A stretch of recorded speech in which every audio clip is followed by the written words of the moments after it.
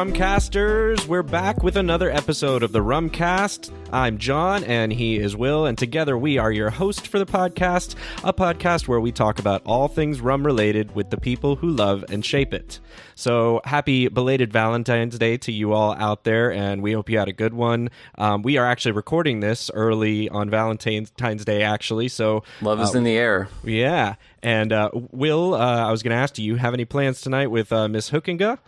No, actually, not tonight. We got, any Valentine's festivities out of the way yesterday. I don't know. It's kind of weird this year. Like, we don't usually, I guess, like, since the early days of our relationship, we haven't really tried to, go out to eat on Valentine's Day. We usually just do something like around the date. Yeah. We go out to dinner at one of our favorite restaurants.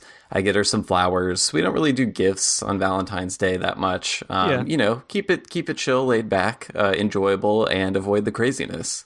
I'm right there with you. That's a strategic move and a smart one, definitely, because it gets crazy. And yet at the same time, it's so weird because you have this balance back and forth with Valentine's Day of like, you should love each other every day of the year and all of that. You see a lot of that online with those comments. But at the same time, it is remarking, or a holiday that remarks that or reminds people to do a little bit, but do a little something special. Exactly, but it doesn't have to be on that day. I agree with you, Will. We try to do the same thing, maybe on the Friday before or after, as opposed to necessarily having to celebrate it on so how did you handle it this year in the midst of the pandemic? Well, good question. So we're not going anywhere either. We are, staying in and enjoying each other's company at home, playing a board game, unsurprisingly, nice, as you may imagine. Is it one that like any non-game obsessed person would be familiar with, or is it one of those like deep track board games for gamers only? I would say both, actually. So to a degree, it's called Pandemic Legacy, and the first thing people hold on a second.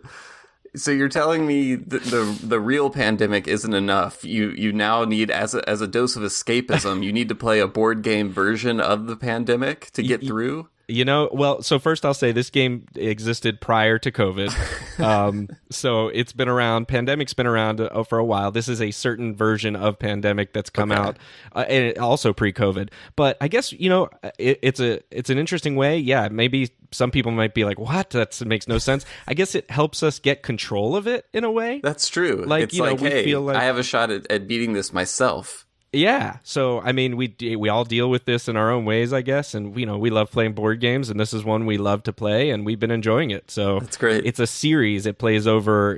Each game changes a little bit within the context of the game. So you scratch off stuff, you write on the board. It's a very different experience than you would think of with a traditional board game. But I digress, and this is not a board game podcast. And we should wait, but before we move on, who won? So it's actually a cooperative game. So we play against the game. You're fighting the pandemic. We are literally fighting the pandemic. Okay, now COVID, I get it. I get it now. You're united against it. Okay. Exactly. I thought maybe the goal was to try to like wipe out as many people as possible or something like that. There probably are some games out there like that. But no, we love, again, with the Valentine's Day spirit, we're a team against this. So it helps us in that way to do it. But, I will say this. She got me a gift. We do small gifts usually. So I got her a small gift and she got me a gift. But it was rum related, so I wanted to share that. All right. So it's interesting, and I haven't had a chance to really get into it yet. But it's a glass for rum tasting. So typically we use Glencairns. I use Glencairns as a sipping glass a lot. I have a couple my other go-to. Glasses. Right. This one she got for me because she thought it looked interesting, and it's called the Final Touch Rum Taster Glass. The Final Touch Rum Taster Glass. I haven't heard of this one. And so I'm showing Will here on. It's kind of shaped like an hourglass almost, but like not as narrow in the center as an hourglass. Yeah, I almost say it looks like an Erlenmeyer flask, if that's not too foreign a concept for people. I feel like I remember references to that on Breaking Bad. It's like those science beakers. Yeah. Like if you think of a science beaker that's wide at the bottom and small at the top, that's what an Erlenmeyer flask is. But it has this like, I don't want to call it a nipple, It has a bump. In trying to avoid it, you did call it that. So I love it. Well, yeah, it has a nipple on the bottom, and supposedly this is allowing the liquid to swirl around in a better way and help with the aromatics of it. I took it out, and the first thing I will say though is it's very large in comparison to like a Glencairn. It almost looks like a Voss or something. Yes, it's quite big, and in fact, it tells you it holds 11.8 ounces. So, whoa, wow, yeah. I don't think it's intended to put that much in it, is my guess. It says on here the ideal pour is 1 to 2 ounces, which is right. So it's meant to stay at the bottom of the glass and kind of swirl around in the little like interesting. Donut toroidal. Yeah, I kind of see the there. Picture of it. Yeah. So have you taken it for a spin yet? Okay. So yes, I did, but I don't feel I got enough to really properly get like any kind of a review that would be helpful to people yet. So yes, I would say you can definitely smell, even though it's a larger glass than Glencairn, the nosing still works very well. That's the only thing I can tell you for now.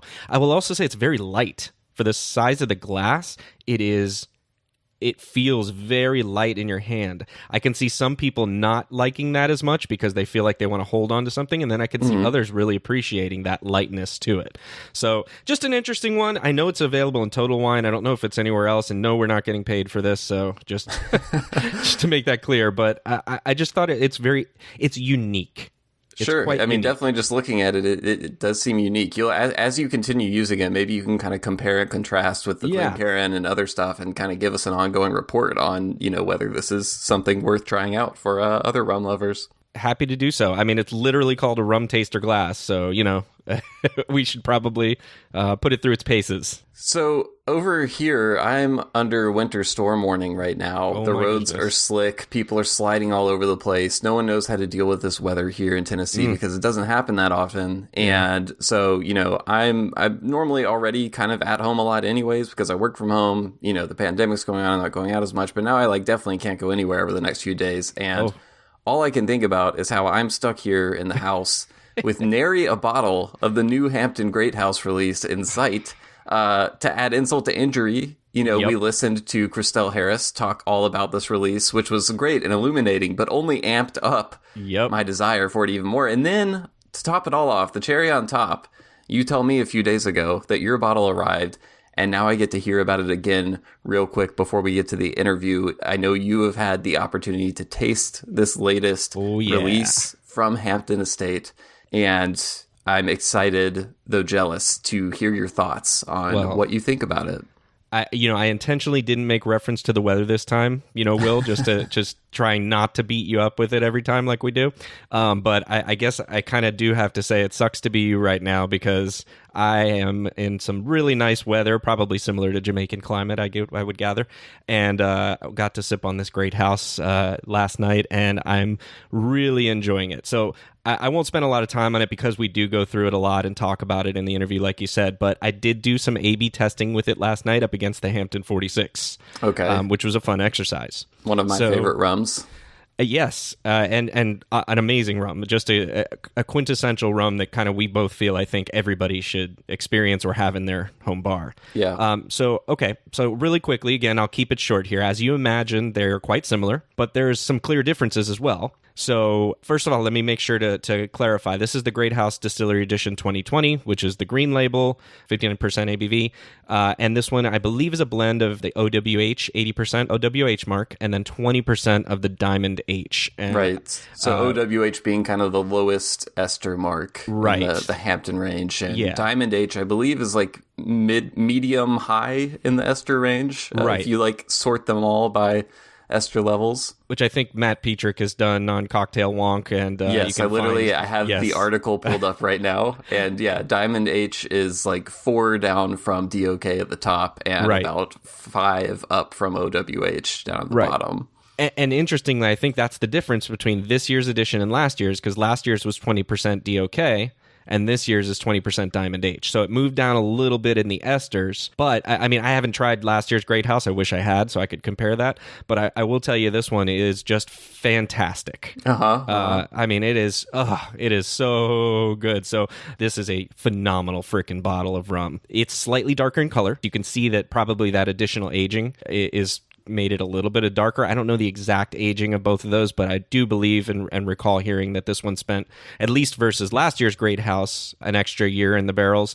And also I understand that the Great House from last year was about the same color as the Hampden 46. So doing a little bit of deducing there, it's darker. The second thing is that obviously with the much higher ABV, you would expect to get a lot more of the alcohol there, but it's really not. Interesting. So that was the biggest thing for me that was surprising, is the nose on it is actually softer and more delicate and more intricate than the Hampden 46.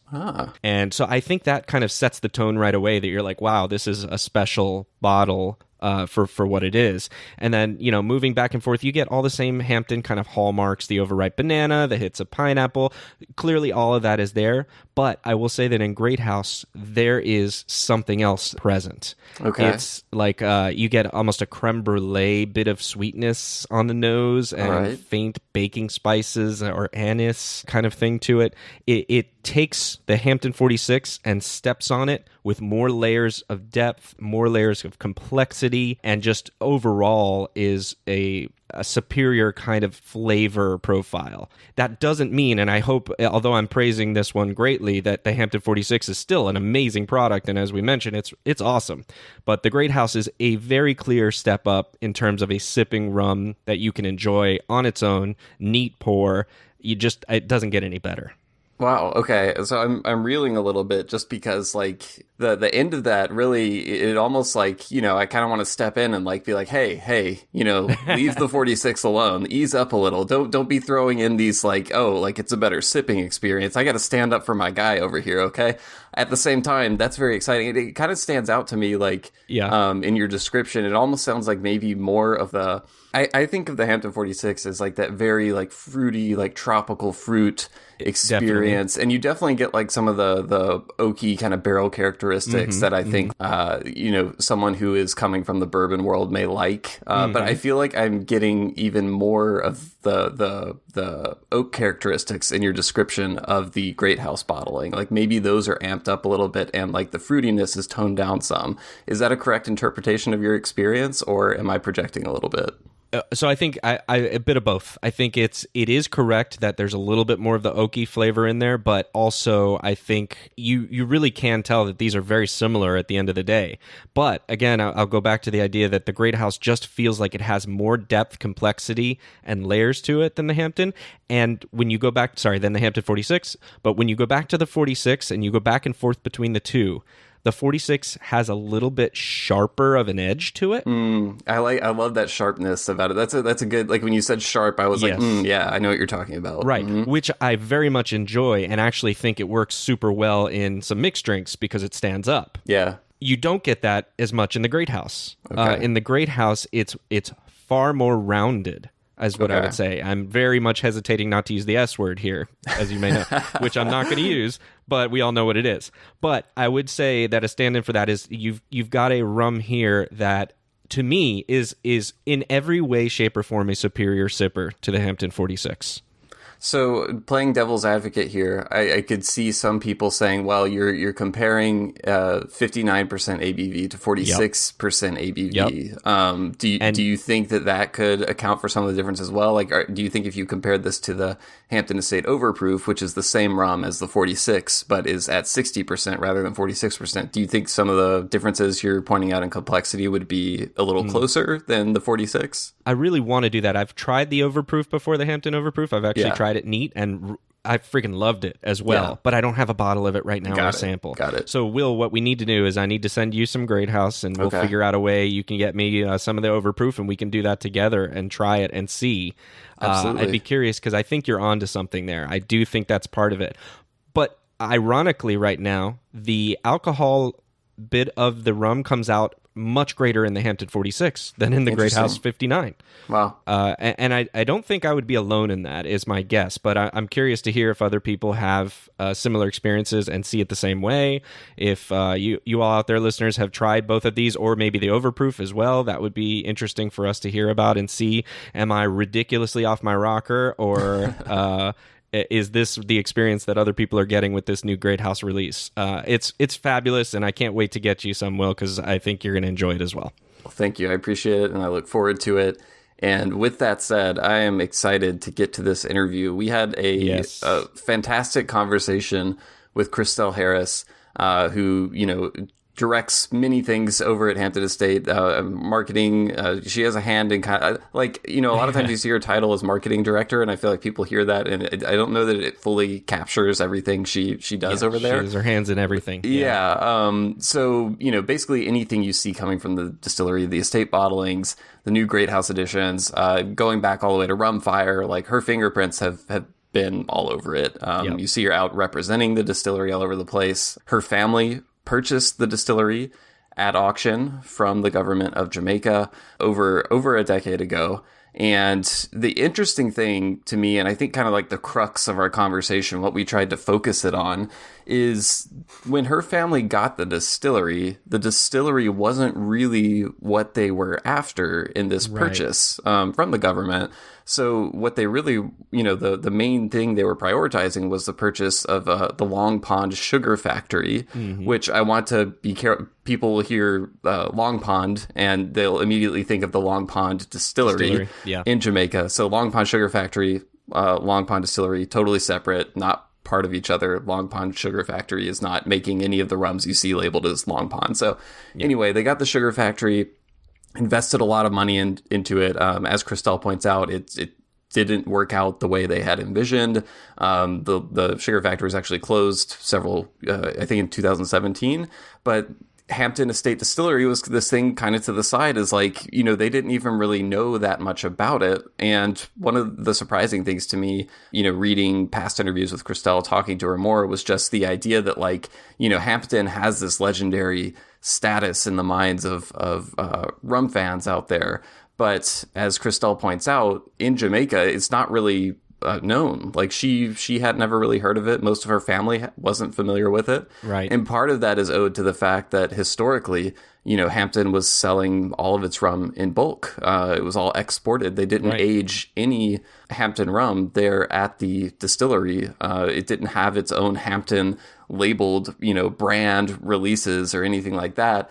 And that's really what her family started doing shortly after they bought the distillery, was aging barrels of rum right there at Hampden Estate for the first time, at least the first time, at scale, with the intention to sell it there. Yeah. And what I wanted to find out in this interview was okay, stepping back as a rum fan, you can kind of imagine an alternate reality in which Hampden is bought by someone who is unfamiliar with it, kind of like Christelle's family was, but decides why do we care about, continuing to do things in these really old methods of rum making, these traditions, that aren't necessarily the hallmark of efficiency, but contribute so much to what makes Hampden Hampden. Yeah. It's just, you can imagine another, sliding door scenario where everything changes. The multiverse. Exactly. Maybe the Hampden brand never gets born. Maybe they just keep up with the bulk stuff, but they don't do this. And it's I wanted to know, how did you go from not knowing about this distillery to being wait a second, there's something incredibly special going on here. And we have this opportunity to do something that's never been done before. What was when was the moment that you realized what you had on your hands and decided to go in this direction? And how did you, Christelle, come in and be I want to be a part of, I want to step into this role. We talk, a lot about her own family history, what led them to this point, everything that's happened since the acquisition.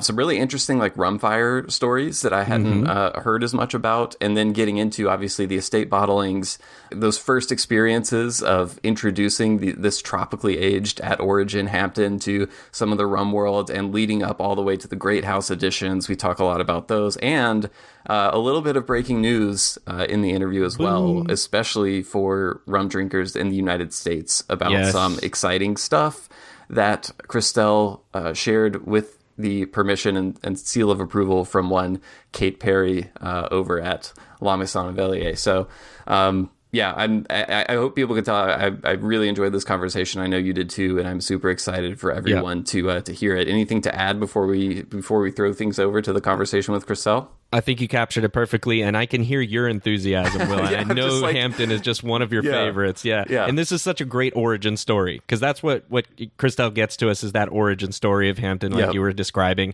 And it's awesome, and her candidness is really present, so I'm excited for people to hear it. Yeah. Yep. Let's check it out. Hey, Rumcasters. If you love rum like we do, there are 6 simple but meaningful words that are likely to get your attention. Single barrel, cask strength, no additives. Those 6 words are the whole premise behind the single cask rum releases from Holmes Key, the sponsor for this episode of the Rumcast. Holmes Key seeks out the world's best rums and releases them unadulterated and at cask strength in limited editions. Check out their website at holmeskey.com to learn about current releases distilled at places like Foursquare in Barbados, Demerara Distillers in Guyana, Travelers Liquors in Belize, and South Pacific Distilleries in Fiji.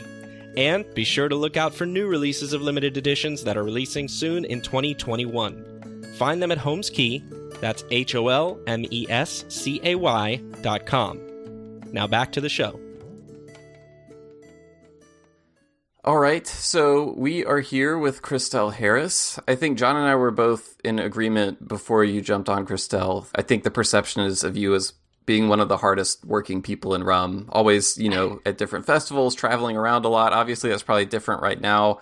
You're working on a lot of different things. I think I'm correct in saying that Hampden is not the only thing you're focused on, but what's keeping you busy these days? A lot. Yeah, Hampden is not usually the only thing that I'm focused on. Although in pre-COVID times, I did manage to keep that focus a little bit more because of the requirements of like traveling, understanding hi Grandma. Don't worry, this is only audio recorded. She's freaking out. She has in her curlers. She's adorable.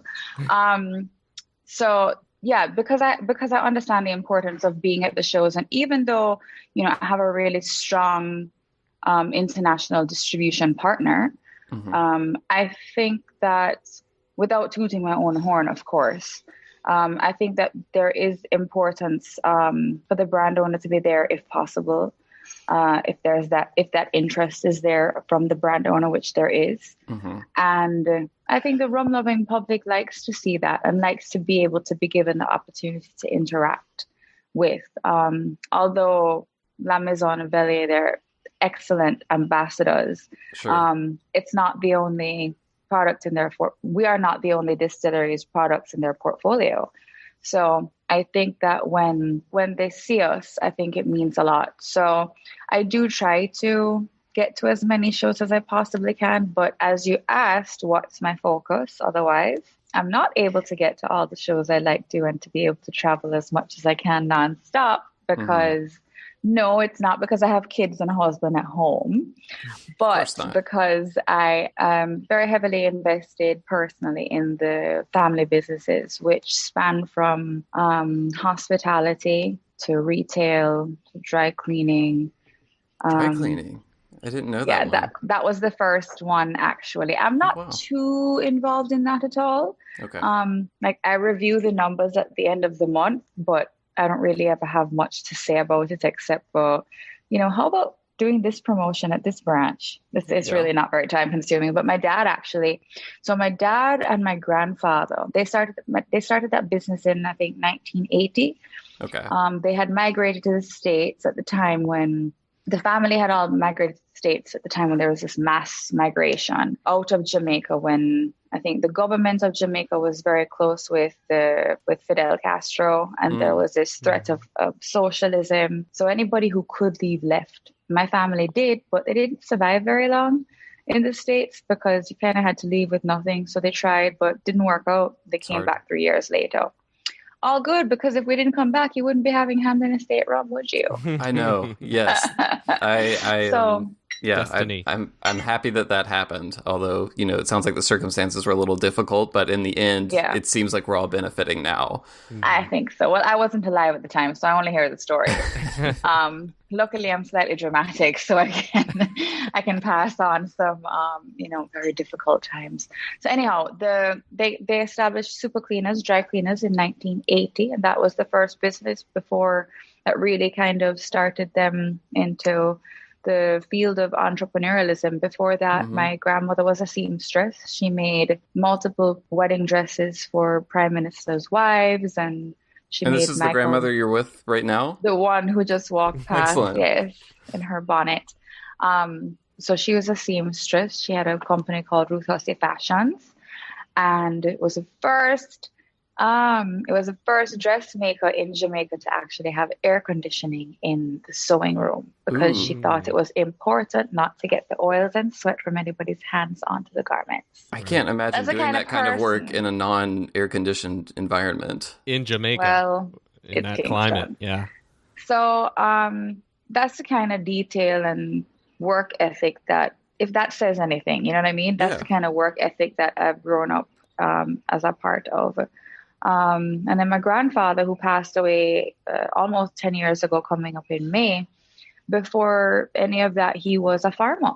Actually, last night, my grandma had a dinner party because it would have been their ninth wedding anniversary that she hasn't celebrated with him, and she's always mourning. But for the first time, she actually decided to be able to celebrate it or have a dinner in remembrance of him. So that was nice. Sweet. So we were reminiscing about stories that he used to tell. But when he was a young man and he was a rice farmer, his father was also a farmer.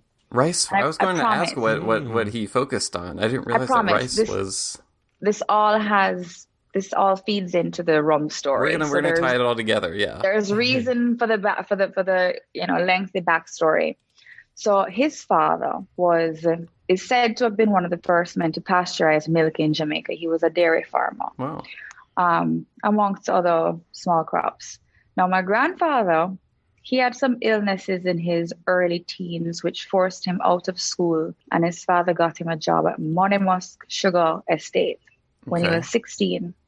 When he was 15, when he was 16 years old, he was so advanced and obviously organized and had the work ethic that he became the timekeeper for the entire estate. And at that time, we didn't have the timekeepers. I mean, well, it's basically now you have a clock that reads your eye to tell you that your staff has punched in and they're clocking out and they're clocking in and clocking out. Gotcha. But he was doing the timekeeping for all the staff on the estate by the time he was 16. Sounds stressful.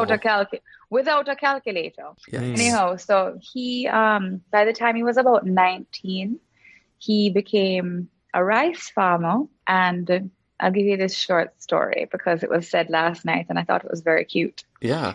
He took his first savings and he bought a Zephyr, a car. And he used to drive it so fast that the police went to his father and said, Jose, you have to tell your son you have to take that car away from your son. And he said, I can't take it away from him. He took his rice money and bought it. So he bought that car with rice money. Yeah. Yes. I don't know if it was actually 19 at the time, because I remember hearing stories also about him riding horseback and that they would drink rum and drink so much rum that he would just get on the horse and the horse would take him home. He wouldn't be leading the horse anywhere. When I drink too much rum, I often trade in the car for the horse if I need to go somewhere. So well, it's the responsible thing to do. I don't have a horse. If I had a horse, I'd be able to do that much more often rather than have a driver. Actually, that's a very good point. Perhaps we need to all invest in horses. In horses with our rum. So we actually do have a horse breeding facility at Hampden because my grandparents were also into horse racing. We're the first family of racing in Jamaica. Oh wow! But since his passing, we've come out of racing. My uncle was a jockey.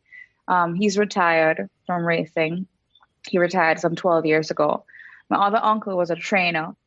Prior to my grandfather being an owner, along with my grandmother, he was a trainer and his father was a trainer. Wow. So we're really into, it's actually a horse racing family. So the horse racing family, dry cleaners, farming, rum, hospitality. You are busy. And gaming. So gaming. Gaming. I'm not going to sleep on gaming because gaming, casino gaming, but not with live croupiers because that's not allowed in Jamaica. Gaming, I won't go into too much, but I will put a feather. Well, I will give it its credit because without the revenue from gaming, many of the businesses that we are currently still in, we wouldn't have been able to be in because the profits of the gaming have very much subsidized a lot of the businesses.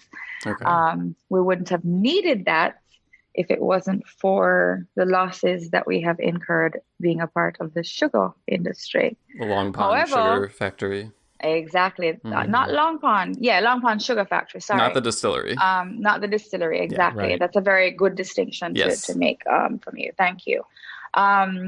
If it had not been for the losses incurred by the Long Pond Sugar Factory, financial difficulties or questions or insecurities would never have come into our foray. But because of the losses incurred in the sugar factory, we also have the prize of Hampden Estate, which, because both of those entities were acquired at the same time, right? As a part of the same divestment from the government.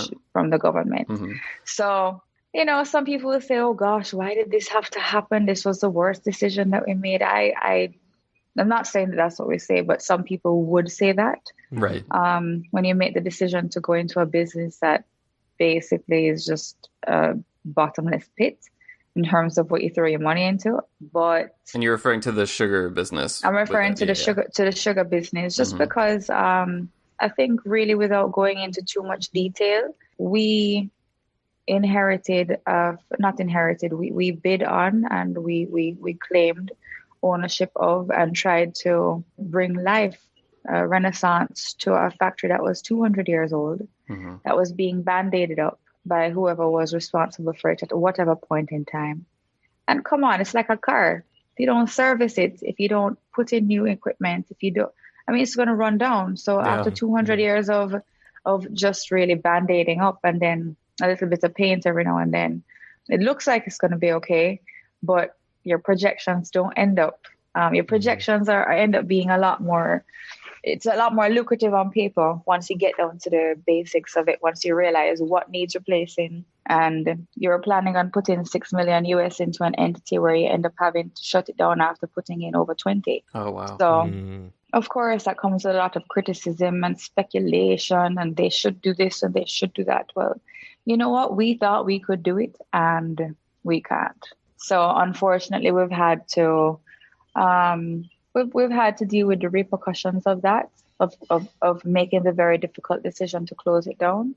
But I don't think that the other businesses' successes were dependent on that very difficult decision. And of course, who wants to lay off workers? Who wants to send people home? Certainly not me. Certainly not us.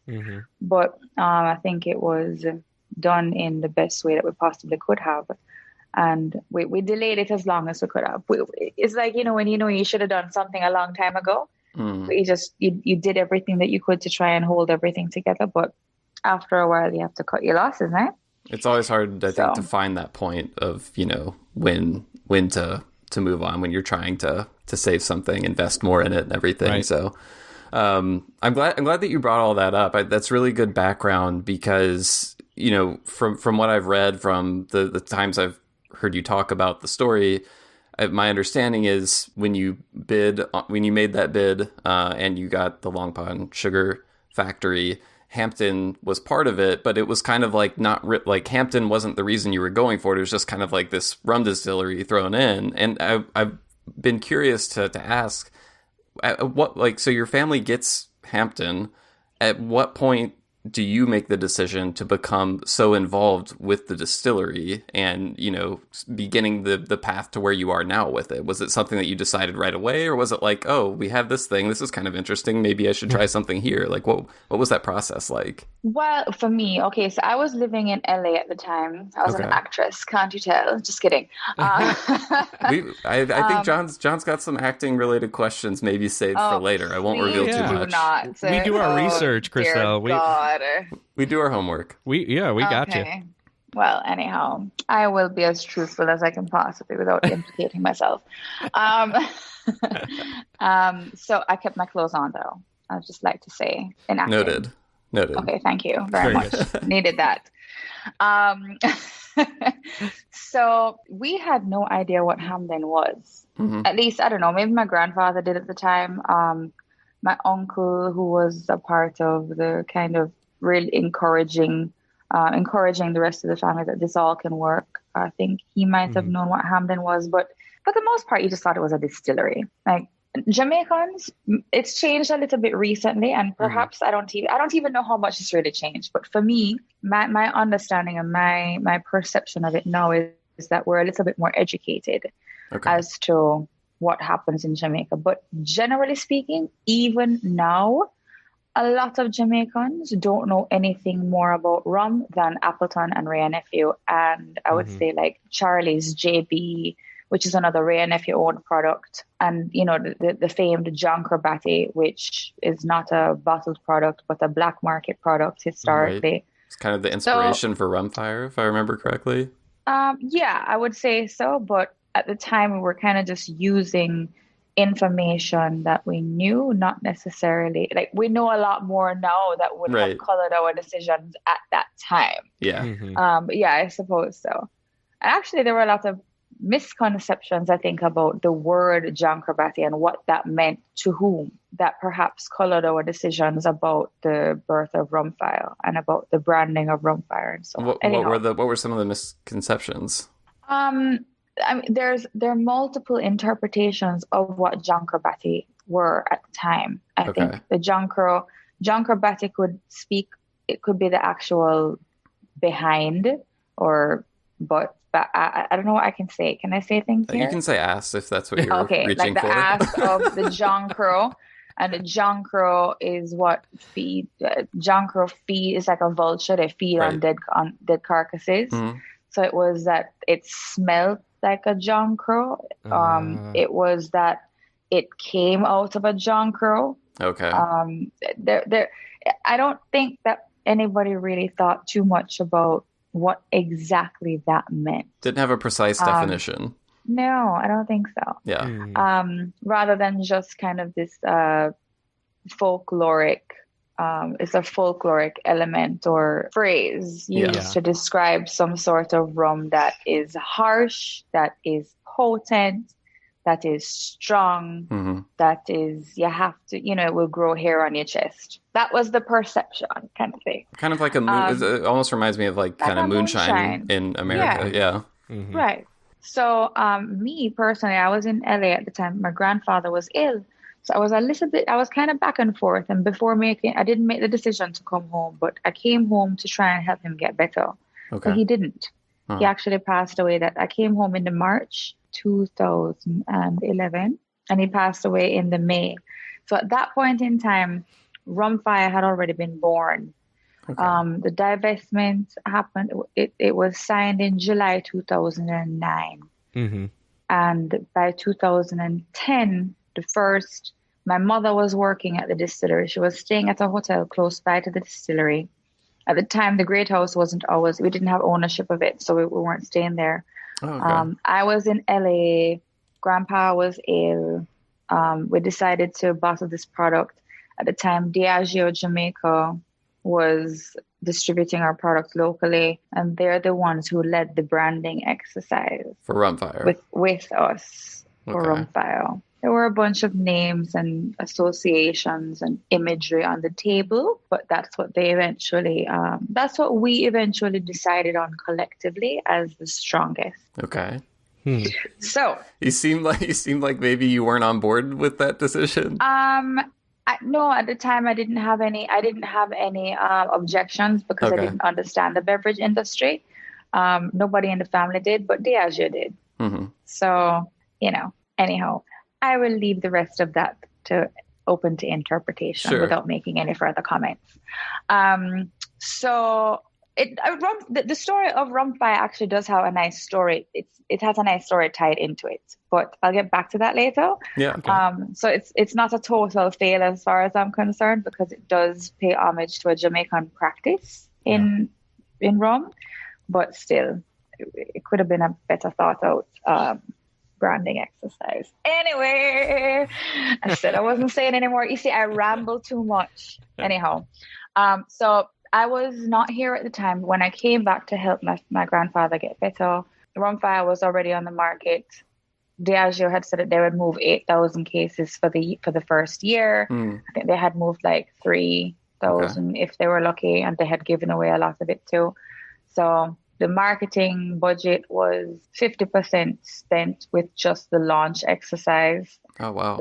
Literally the launch day, which was held at Hampden. So, Seems like a lot. It was just a lot, and we didn't understand anything about it. It was a business that every business that we'd ever gone into, we went into on our own without any partnership from anybody. And we figured it out as we went along, because my family wasn't necessarily educated. Nobody went to university. My mom went to community college, and between she and my grandfather, they really did a lot of the work, the heavy lifting. It was like a lot of learning by doing. Yeah. Oh, yes. School of hard knocks. Oh, yes. And so at the time when I came back, nobody said to me, Christelle, you have to leave LA. Okay. Nobody said, Christelle, you have to work. I was living a very privileged life. I was living in Los Angeles. All my friends were, had 2 and 3 jobs. Meanwhile, I was at acting school and I was just doing extra classes. I didn't have to be working. Yes, I still participated in the phone calls to do the family business at home and so on. But I was living a very privileged life. And if I wanted to, I really could have continued to do that. But I've been working since I was 8 with my family. So when I saw them go into this business that I could see for the first time, they were kind of struggling getting their footing in, because it wasn't something that we could just make work. It was competition unlike anything that we'd seen before. It wasn't like the gaming industry where we were the first ones to really kind of bring it to life in Jamaica. Nothing like that. So I saw them struggling. Then we were hit with the immense loss of my grandfather that really was the quiet leader. He was the quiet giant of everything. My mom's best friend, my grandmother's everything. They had been together since they were 13. He had started courting her when she was 13. Wow. They were married when she was 17. She keeps saying 18, and I'm like, Grandma, your math is wrong. Anyway, she doesn't want to seem like she was a child bride, but they were courting for 4 years. What do you want? You're the family history fact checker on top of all the other jobs. Yes, of course. I don't mind. I've been doing that for a long time. So I saw them, not that I knew any better. Yes, I was the first person in my family to actually go to university and graduate from university. I went to University of Toronto, but I didn't study business because I am terrible at math on paper. And me too. I'm terrified of rejection. Of course, I've worked on it. I'm almost 40. I've done some self-care work, okay? Being an actor will push that fear of rejection out of you, right? Yeah. Exactly. But at the time when I was applying to university, I was so terrified of rejection from business school because my grades wouldn't have been high enough, I don't think, even though I was an all-rounded student. Like, I did everything. I was in the Revolver Club. I was in the Drama Club. What's the Revolver Club? I used to shoot. Oh, wow. So it's Revolver. Yeah. Revolver. So I was definitely an all-rounder, but academically, just like now. I was just, I suppose so. Yeah. But academically, I wasn't, I never excelled at anything. I was kind of a jack of all trades, Jenny of all trades. So at the time when I came home to get back to that, I just decided, it's time to pack up. So like you need to be there, kind of. Stuff together and be here to help support your family in any way, shape, or form that you can. At the time, Rum Fire had already come on the market. There was somebody who was a family friend who had extensive experience in having very high positions, executive positions with airlines and so on and so forth. And he was managing the rum brand. And I just said, this is not a good fit. he doesn't really understand. I remember at the time, this was a local brand. There was really no, there wasn't any plan of taking it overseas. There was no plan for expansion as such. Yes, my grandfather, before he passed away, had said, well, if the bulk rum does so well on the international market, if it's priced so high per unit in comparison to everything else, then it makes sense to put it in barrels. So let's start barreling. So we did that, and we had it sitting down, but there was no concrete plan of what to do with it. Thank you, by the way, for at least, making that decision, because now we're getting all the benefits from it. Well, that was my grandpa's decision. So I think anybody who's in the know thinks of him fondly for that. So, I just said, I don't think this is a very good fit, although I know nothing about the beverage industry. I certainly understand Jamaican people very well, although generally speaking, people who don't know me in Jamaica, when they look at me, they might think I'm actually a foreigner, or they might think I'm not very connected to the ground. That couldn't be further from the truth. I've grown up in a very diverse setting. Diversity has always kind of been the foundation of my life. When I was in school in Jamaica, before I went away to boarding school at 14, I grew up in school in Jamaica. I didn't understand race. I didn't understand color. Yes, of course, I looked in the mirror and saw myself as Caucasian, but I didn't understand how that set me apart from other people. Now I understand the privilege that comes along with that. Yeah. The inherent privilege, or, the unspoken privilege. Now, thank God, we're actually talking about it. Right. As a society, both locally and internationally. But at the time, I was like, well, what does it matter? They're black and I'm white, and I actually just saw myself as the same as everyone else. Right, because you're all Jamaicans, kind of. And nobody treated me any differently either. Yeah. In school, growing up, they used to call me Whitey, but it wasn't they weren't mocking me. Yeah. It wasn't even playful. It was just my terminology. In Jamaica, and the same way, any girls, because I went to an all-girls school here, any girls that looked Chinese, or they looked like they were mixed with Chinese, their name was Miss Chin. Oh, wow. Simple. My mother does not look Chinese, but because she was always working in the retail trade with a lot of cash, and she used to deal with the cash before it went to the bank, she always had elastic bands around her hand. And in Jamaica, you associate that with the people who own the wholesales, and the wholesale owners are the Chinese immigrants. And those who are now Jamaican Chinese, who were descendants of Chinese immigrants. So even my mother, as a result of having rubber bands around her wrist all the time, her nickname was Miss Chin too. Wow. Go figure. So a lot of nicknames were used based on race, but it was never something that divided people.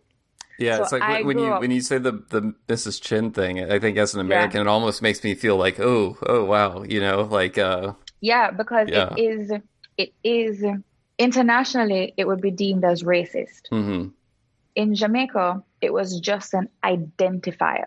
But because the majority of people are black, you don't go calling somebody, "Hi, Miss Black" or Mr. Like it would be stupid because it's if there are 40 people in a room, chances are exactly chances are there's going to be a couple Caucasians, a couple Chinese, a couple Indians. So it was more of an identifier. So as such, even though I was identified that way, I never felt outcast, and it was all Jamaica's motto is "out of many one people." Okay, so I grew up in a society where I felt like I was just a part of everybody else, and we were all stood together. We held hands at assembly. The things that are I don't think growing up I was privy to, or I had issues with race, and even my friends from no matter where they came from. I would say we have issues with race more now than because we're a part of international society, globalization. So the ability for everybody to access social media. Yeah. So, and I'm not saying that the problems don't exist in Jamaica. I'm just saying they weren't as prevalent when I was growing up. So, Anyhow, back to rum. I'm sorry, I go off on so many things. No, this is what we're here for. We want the long story. It's great. Yes. This is the raw and unfiltered Christelle. I suppose. I have a feeling raw and unfiltered Christelle is everywhere, though, right? I have a feeling. It's just your general. My mouth default setting. My mouth doesn't really belong to me. It belongs to my head. Anyhow, so where were we with that? You see, I go off on these. So you're coming in. There's someone who's in charge of the Rum Fire brand who you feel like isn't really a good fit. I felt like I understood the public, and that somehow gave me, put me in a position where I should be managing this.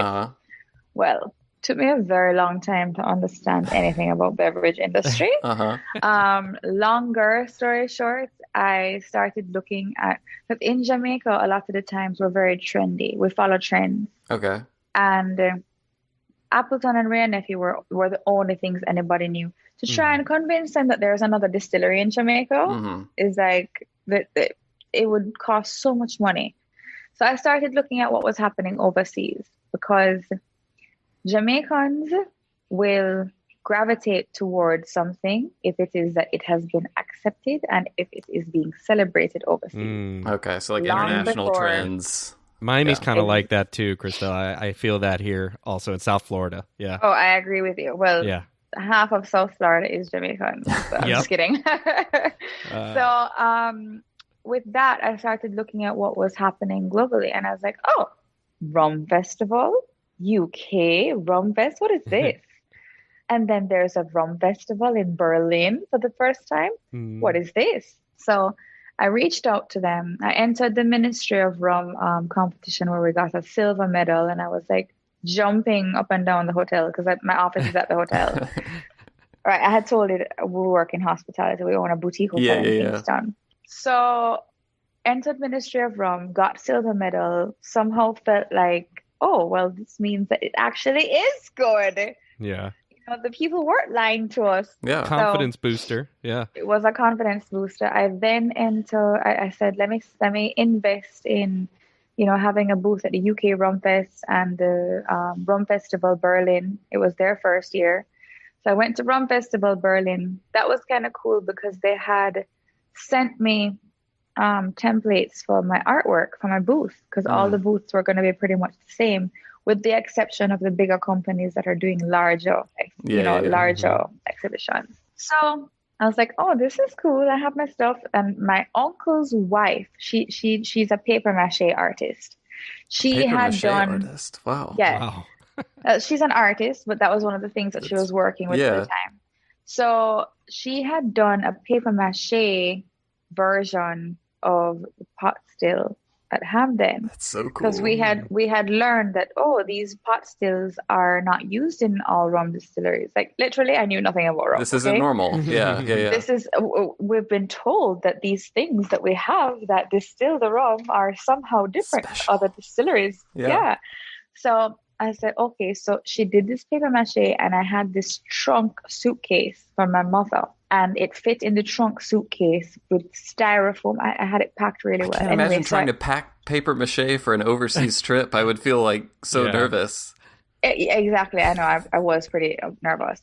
But anyhow, so I lugged my 3 suitcases, one of which was with this paper mache pot still. Oh my goodness. And the rest of which was with like 75 outfits, because I was very much the fashionista at the time, and of course traveling to places like Berlin and London. Hello. Yeah. I have to look good. Right.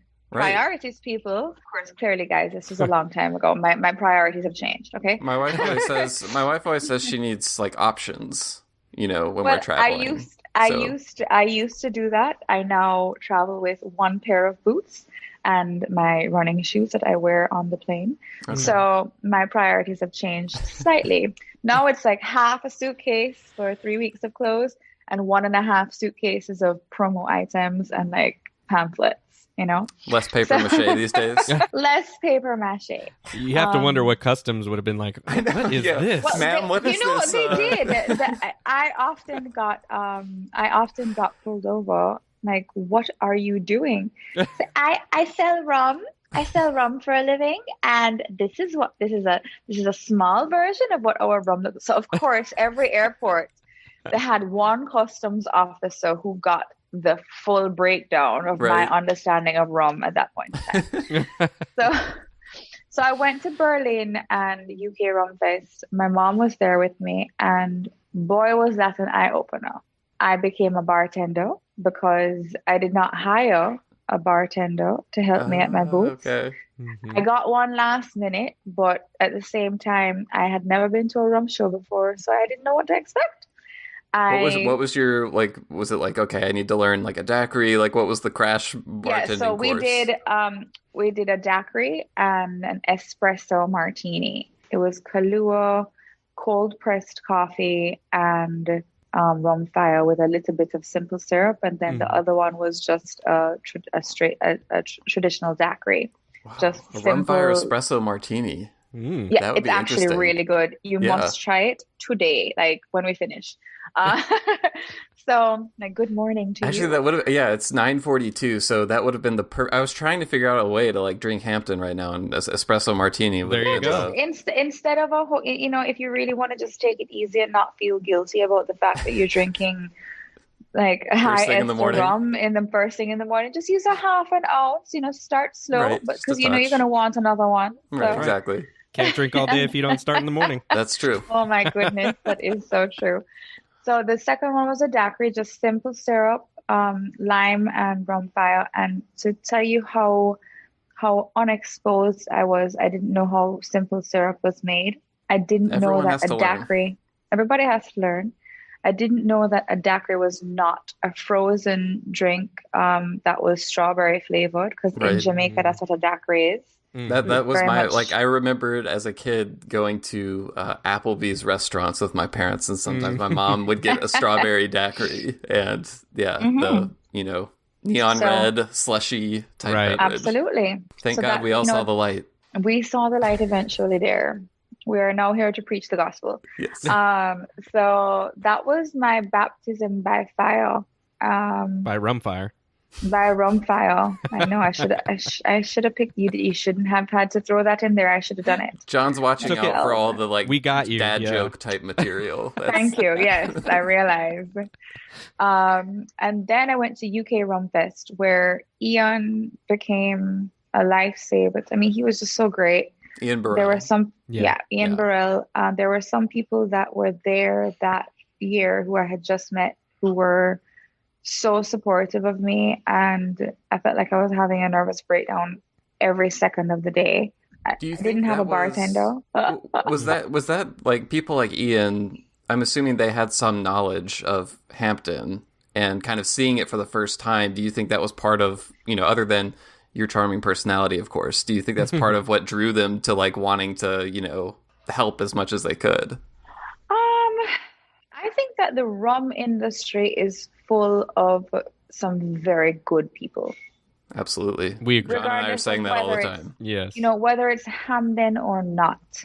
Right. It could be a liquid in a bottle that's calling itself rum that's laced with sugar. Mm-hmm. Yes, there will be certain people in the room who are going to scoff at it and say they shouldn't be calling it rum. They should be calling it flavored rum derived liquid. But generally speaking, I think it's a safe space, and there are just so many people that want everybody to do well. Right. So I think it was really. I think it was more that. Yeah. I don't know if it was me charming. Yes, I think I was very charming and quite cute at the time, definitely. But I don't know how much that actually how much importance there was on that. Uh-huh. I just think they wanted to see people do well. And I think they might have been a little sorry for me because they knew they could see how inexperienced I was, and that I had never I had been to trade shows before when I used to go to Vegas with my mom to buy goods for our retail pharmacy since I was 16, but I'd never actually been to a beverage show or a food show where I looked at what the exhibition stands were like. I certainly wasn't expecting a few thousand people. Wow. And a few thousand people coming to my booth for one day. I'm sure it would be overwhelming. Samples. Yeah. So, but it's an interesting thing, right? Because Ian and I'm sure others also recognize they see that you're here and you're doing your best with just learning this, but they also probably recognize in the rum those qualities. And Ian, loves Jamaican rum. He talks about it all the time, and I'm sure they were thinking, "Gosh, there's something here." And we've all got to pitch in and help get this off the ground. I think so. Yeah. Rum Fire doesn't come around every day. Right. So that being said, though, I couldn't find distribution in the UK. I went with somebody who wasn't really fully accredited. I learned the hard way. I was told to rebrand it. We rebranded it. It was not... It was just, we didn't deal with it the right way. Yeah.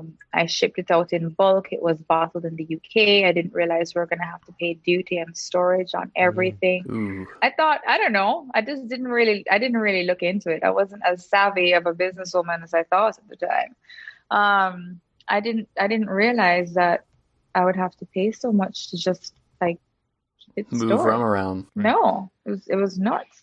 But yet again, that's a testament to the product itself, right? Because you were able to work through all that, and yet here we are. Here we are. Yeah. With the US, I had someone who I had met, who I'm sure many of us know, Nick Ferris. Who is a pharmacist, Dr. Nick Ferris. He is a rum enthusiast. Pharmacist. Yes, and his actual title is doctor. So if you're ever writing him, you have to call him Dr. Ferris. He's not very strict about that, but I like to remind people to do it. Yeah, anytime you know someone who you can call doctor, it's just kind of fun, I know, it's Dr. it also reinforces how strong your circle is. It makes me feel more special, right? Yeah, my friend is a doctor. Yeah, exactly. I know. So I use it every opportunity I get. So Nick I met him. I forget where I met him. He would remember, but he was one of the first people that I met in the U.S. market space. Okay. Probably at the Miami Rum Renaissance Festival, I believe. My first one. That's actually where John and I met. Yep. Yeah. So I think a lot of us met, for the southern communities of the United States. So Nick fell in love with Rum Fire, and he has such an extensive knowledge of rum. And he said to me, he's like, I want to import Rum Fire. I'm like, you're not an importer, you're a pharmacist. You have a rum club. Get out of here. And knowing what I had known, look at Grandma behind me. She's so cute. Hello. Hi, Grandma. Hi, Grandma. We're saying hi, but I have an earphones. Hi. But this is being recorded for audio, though, so nobody afterwards is going to see you. Okay. They're only going to hear you. Okay. So you can say hi to the whole rum community. Hi to everyone. Hello. We've heard a lot about you. You can tell her. They've heard a lot about you, they say. But they can't see me now. Yes, they can. Oh, we can see you. Okay. What's your grandma? She looks pretty. Yeah, I would not have guessed she was your grandmother. She has a phone call. Okay. She can't talk to us anymore. Yes. She's busy as well. She's always busy. I'm glad she stopped by. Yes. I'm glad she stopped by too. I love it when she can be a part of things. Yeah. Mm-hmm. Where was I before? You see, I'm like a squirrel. We're talking about Rum Fire and getting into the U.S. Yes. So Nick, he said to me, Yes, Dr. Nick Ferris. He's like, I want Rum Fire. And I'm like, well, I can send you some, but I don't have an importer. At the time, I actually did get an importer. They were interested in niche products. But after about a year, I realized that their niche products were Eastern European products, like vodka that was in a glass bottle that was shaped like a rifle. That was their kind of product. And that's very specific. He really did business with only Eastern it were a revolver. European. Yeah, maybe a revolver would have been cool. A revolver would have been better. That's a marketing idea for you, by the way. Some sort of limited edition revolver-shaped Rum Fire bottle. No, you just lost so many brownie points. You are uninvited. Anyhow, so this import, I realized after about a year what a terrible decision I had made. I couldn't get paid from them. And that's not good. Of course, going into it, I'm like, I feel so happy because somebody wants my product, so I'll give it to you on credit. Well, don't do that. Anybody listening, Money if you're up front. an entrepreneur, do not ever give credit. Believe in your products even when nobody else does. Understand that what you have is valuable to somebody. You have to find the right partnerships. Do not ever make anybody make you feel like what you have is not worthy. So that's especially if what you have is Rum Fire. That's right. Right? If you know. Yeah. First of all, if you don't know, and if you don't have that belief in your product, then dump it and start with something new. Yes. Find something else to sell. Rum Business 101, Christelle. This is it. It's your school is in session. That's day one. So believe in it, guys, and find your right partnerships. Never make anybody make you feel like your product doesn't deserve the attention that you know it does. Of course, unless you're a delusional person, then you just you shouldn't be in manufacturing. There's no saving, yeah. So, or if you add a lot of sugar and still call it rum. I'm sorry. Right. I'm not going to make any low blows today. I promise myself. So just that one. Well, I didn't. It slipped out. That's right. Right. That doesn't count. That doesn't count. No, that was my alternate personality. So I take no responsibility for the comment. Christelle is back. The alternate personality have a name? No, she doesn't have a name right now. Are we talking to her still right now? No, you are talking to Christelle Harris. If I do make any more comments as such, though, it would be her, not me. Okay. So, so after a while, I got it. Well, I wrote off what I couldn't get paid. Okay. It wasn't a substantial amount of money in retrospect, but at the time anything was substantial to me because I was responsible for it because I made that decision. Right. So without trying to be too hard on myself, I wrote it off eventually because I realized after about 2 years, I ain't getting that money back. I can't get in touch with any. Sorry, let me close this door. I can't get in touch with anybody and I can't get my money. So eventually I started having discussions with Nick Ferris. I said, you say you're interested. What's your reach like? Because by that point in time, I realized that he was respected by a lot of people within the trade, especially the on-trade, which is where, for Rum Fire to be successful, that's where we needed to focus our attention. Right. So we started having a discussion, and long story short, he registered an importation company. He said he was still going to be a pharmacist. I told him that if he needed to expand his portfolio, he could, for economies of scale to make it work for him. Sure. As long as he kept everything transparent with me. And long story short, he's been my importer for Rum Fire into the United States for a few years now. That's so cool. Yeah, I love that. It's no small task to just become an importer. Right. Yes, and he has invested a lot of blood, sweat, and tears, and obviously money into it. I'm proud of how he represents the brand. His reach is limited because he's a one-man band. Sure. Yeah. But his relationships are strong. The relationships that he does have are strong. And I've heard him speak about Rum Fire before, and I mean he is passionate about it. He's very passionate and extremely knowledgeable. Yeah. So I'm grateful for that relationship. I actually owe him a container of rum right now, but we're trying. we need to make that rum first because we've invested heavily in putting rum down for ourselves. When I say for ourselves, for the Hampden Estate expressions and for the future, for the future expressions and demand for that product internationally. Yes. So. Krista, I've heard you. You also had a hand in the marketing and the label design of Rum Fire. Is that also right? I think it's got a cult status now. No, we're getting that is not technical interference. That's me hesitating as to how I should answer that question. The gears were in motion. I was in the room when the decision was being made. I was not 100% opposed to the name because what I didn't like was the perception that one could have from looking at the name, that this is fiery, this is harsh. Is it cinnamon? Is it pepper? Is it going to burn me? Yeah. Is it too dangerous to handle? Am I going to be able to manage it? Is it going to overpower me and make me drunk? So those were the things that I was concerned about. Mm-hmm. But of course, because we were being led by people who knew what they were doing, especially a lot of the times as a woman in the room, as the youngest person in the room, Sure. and then not knowing that your knowledge base is limited in comparison to the other people in the room. Right. I wasn't so vocal about my apprehension. Yeah. That being said, there was a story about it that, Rum Fire it's an overproof rum. It comes from Trelawney, which was the sugar belt of Jamaica, which used to have hundreds of distilleries at one point in time in history, long ago. And there was a practice.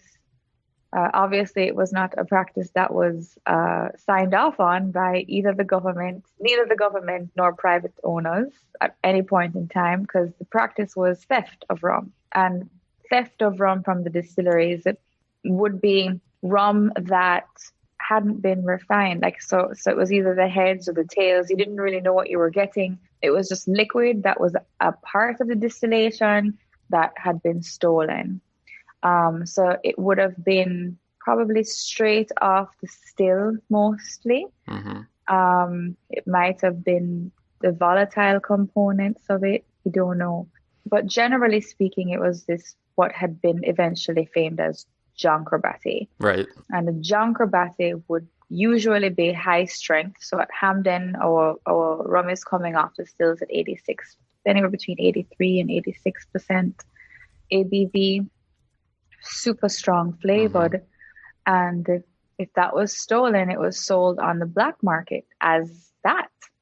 And so when the bar owners or, wherever it was being sold into, they had to have a way of testing the authenticity of the product other than just what it smelled like. Mm-hmm. So if it had been watered down, the flame would not be as high, or it would burn not as strongly.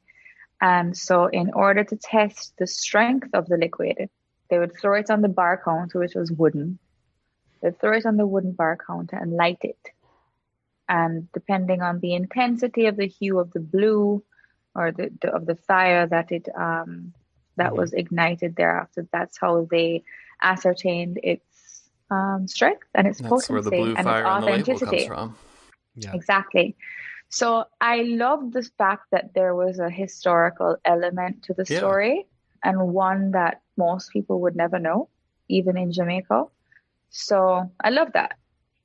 And I'll just say I loved that. Right. And not too much else. Well, I just think you're creating a brand. You don't want to create a brand that is in your face with all these potential difficulties. Right. Even the artwork for it, we didn't even create an actual logo. All that was created within the deck was the label. Yeah. I'm sorry. Am I missing something? Mind you, I'd never created a brand. We had never created a brand. Right. So it's like maybe this is just the way things go. Right. Right. Yeah. We had built businesses, and most of our businesses were word of mouth. We were actually very anti-advertising. My family, in the 80s and 90s, they didn't believe in the necessity of throwing dollars away advertising things. They just believed in putting the work in, offering customer service that is so good that people don't realize what it is that they want before you actually give it to them. Yeah. And that's what we were able to do before this. So we just kind of trusted that what was being done was the right thing. And then when I took over, when I came back and I stepped in, because I knew what, the consumers would want, and I knew how people like to be treated and all the rest of it. I realized the monumental task I had, because the brand in and of itself presented so many challenges, apart from the fact that it was going up against a giant, like the giant in the market. A respected, and not only a respected giant in the market, but there was a reason for that. It's iconic. I had that respect. Exactly. Yeah. So as much as I did not oppose it, I believe I did not oppose it because I thought I didn't know what I was doing. Yeah. So, why should my opinions really be valid? Of course, I've learned how to actually speak now. So if ever, now I'm in the middle of a construction project. Well, we haven't broken ground yet, but we're building a luxury residential building beside our hotel in Kingston. And I'm managing the marketing and I'm managing a bit. That sounds like a full-time job. Yeah, it is. So now I definitely make my opinions heard, even if it doesn't get the popular vote in the room. Yeah. But I credit that to my experience in the rum industry, actually, because I've learned the hard way that if you shut up, nobody's ever going to get a chance to tell you no. Right. Because they won't hear you in the first place. Mm-hmm. I'm going to make you actually ask questions now so I can stop rambling. This is great. No, there's so much to that story that I think is really instructive about like your journey in the industry. I think we started out wondering kind of like, how you made this decision to get involved with Hampden. And I didn't know that. I mean, I knew Rum Fire came early on, but I didn't know that was such a big driving force. One thing I was interested about was, do you when you were talking about, people were telling you, oh, these pot stills are special. So it's like over time, it seems like you got more of a sense of this distillery that we kind of like was just in this deal to get something else. There's this knowledge over time that like, wait, this isn't normal. There's something special with this place. How did that hit all at once that it was something special? Was it something you learned over time? Do you remember like going to the distillery for the first time, and what were your first impressions like the first time you saw it? So my visit to the distillery for the first time was my first visit to any distillery ever in my life. Mm-hmm. So nothing was really special to me. All I saw was a lot of cobwebs and a lot of rusty iron.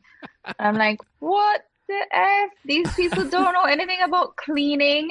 Like, when's the last time someone ran a mop through here? Right? Like, get some bleach. What is this? Fermentation. This is disgusting. So, luckily, nobody listened to me. Well, I wasn't really that vocal about it, but I was like, I am living in a Charles Dickens novel. So of course, I'm just actually coming from LA at that time. So immediately, my first thought is, this is such a great movie set. I'm like, I have to write a script for a horror film or something. I must write. I need to talk to my agent right now. I don't have to pay for the location. Right, exactly. I'm thinking about how much is going to benefit the overall production budget. Okay, so clearly Christelle has no clue about rum at the time, because if that's where my mind was going. So anyway, luckily I learned what I started hearing. I think when it was I went to Berlin and then to the UK Rum Fest for the first time. That's obviously when I first started hearing about, oh, Hampden? You're here from Hampden? Obviously, I mean, as I said, it wasn't because of our good looks. They weren't interested in that. They were interested in the rum. But it wasn't really until I had been to a few distilleries, but it was probably about 5 years ago that I started to really understand. And that was because of my blossoming relationship with Richard Seale. The first time I met him was actually when I visited. Rocky start, I've heard. Rocky start. I thought he was so mean and rude and chauvinistic. Never heard that about him. That's so weird. Huh? It turns out he's just shy. Yeah. Which is hilarious. And he suffers. What does he say? I suffer no fools. He has no time for a conversation if it doesn't have to do with rum, horses, or math. That was exactly that exact phrase. Richard doesn't suffer fools was when we interviewed. He doesn't suffer fools lightly. Yeah, we interviewed Eric Kay from Holmes Key, and he sourced some barrels to release under his brand from Foursquare, and he was like, "Yeah, when I talked to Richard, he was really helpful, but he doesn't suffer fools." So, yes, yeah. No, not at all.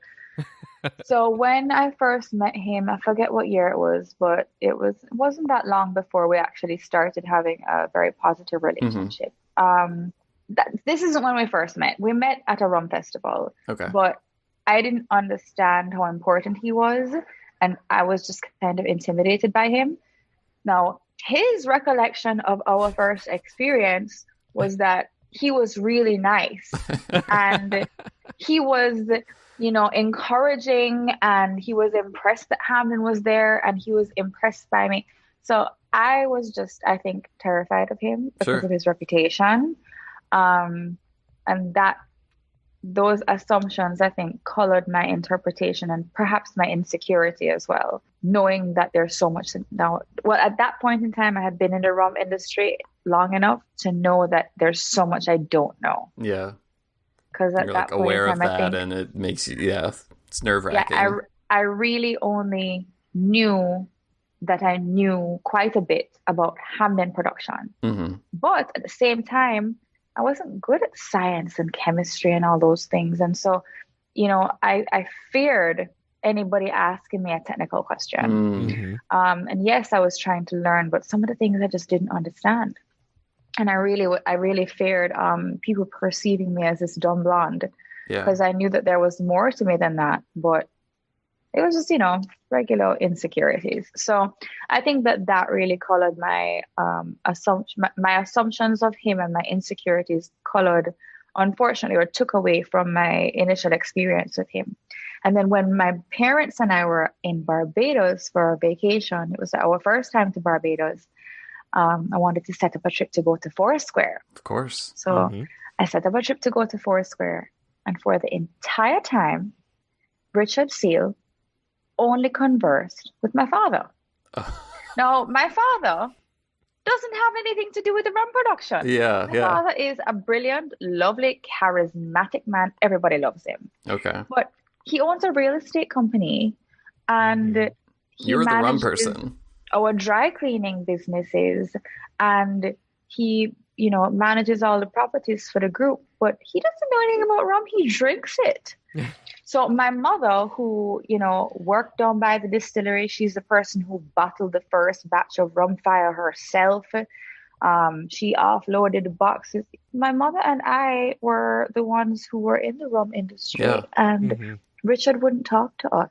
Now, in retrospect, Richard is more comfortable having a conversation with a man, perhaps because he doesn't want to come across as being too friendly, which other people don't necessarily consider. So he didn't want to make us feel uncomfortable. Sure. And he preferred conversing with my dad. And my dad is just he's easy to talk to. Yeah. Richard is shy. He's actually a shy person. So it wasn't long after that I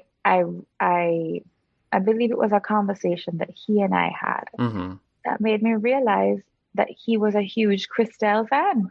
Like, he was a fan of me, not just Hampden Rum, but he made it clear, and he was honest and open. And I think it was when it was when he was introducing me to Luca at UK Rum Fest shortly thereafter. And he was introducing me to people as Hampden, and then he would talk about Hampden. And I was like, what is this man on? I think, does he actually is he fanboying? So, and then I became friends with his wife, Gail Seale, who's one of my favorite people in the world and one of my best friends. And she came out and she's like, Richard doesn't like a lot of people. Richard loves you. And so I was so shocked. But then, so once I started to really benefit from that relationship, in that he would talk to me a lot. I met Luca. He would tout what I was doing. He would speak about things that Hampden is doing, or Hampden have, practices that Hampden had remained intact or chosen to keep intact since my family took over. He would speak about that in a room full of people without even knowing I was there or not. When that started to happen, and I started to hear how respected Hampden was from people who I respected so much, right, and whose knowledge base was incomparable, that's when I started to really understand how special Hampden was. Yeah. And then when I met Luca, I think this might have been the moment.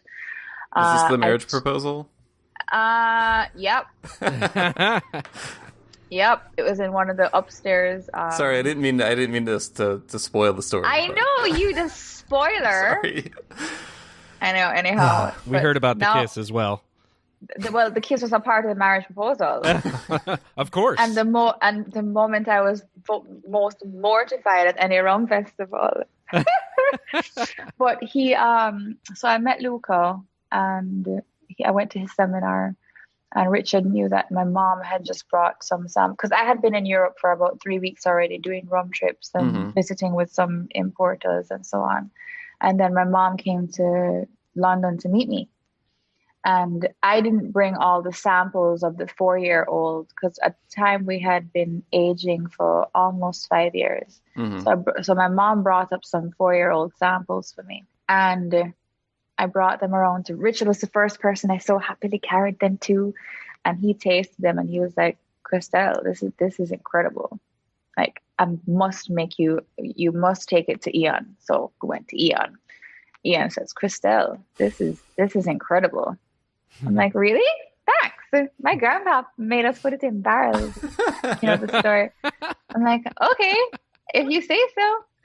So Ian says Sukhinder has to taste this. So Sukhinder, for anybody listening, he is the owner of Specialty Brands and the Whiskey Exchange. And years before, I had taken Rum Fire to Sukhinder, and Sukhinder was not a fan. The liquid was fine, but he hated the branding.